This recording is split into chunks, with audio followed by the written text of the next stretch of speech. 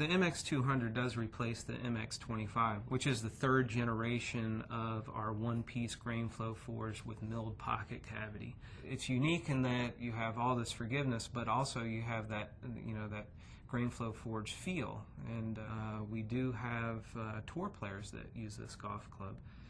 The MX200 features a new technology called Y-Tune, and that name came from in the later stages of development. Really what we're doing is fine-tuning the feel and the performance of the club head.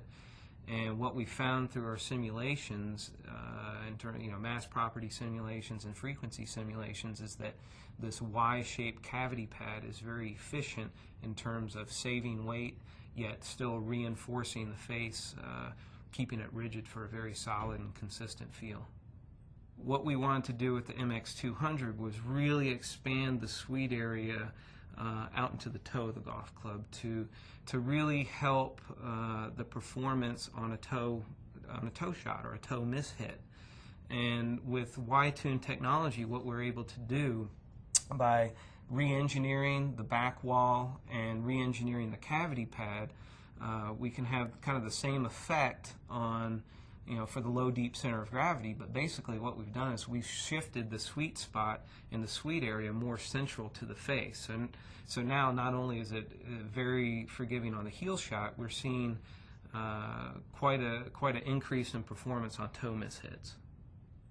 The MX200, if you look at like the complete set of the MX200, basically what you have in the long irons, which is the 3, 4, and 5, you have a very large milled pocket cavity. We're putting the emphasis on low, deep center of gravity, large moment of inertia. So, let's get the ball up in the air easily with the maximum amount of forgiveness we can put in there.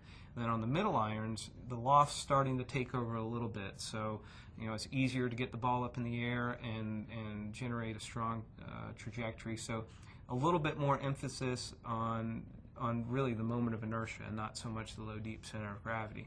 That's why we use a slightly narrower pocket cavity. And then the 8-through pitching wedge is all about accuracy and feel.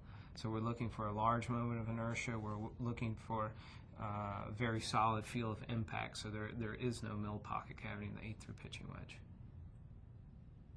When we started the development of the MX200, as with all MX irons, when we go to the next generation, if you can address 3 key things, then you know that you've met your design goals. Number 1, it has to outperform the previous model.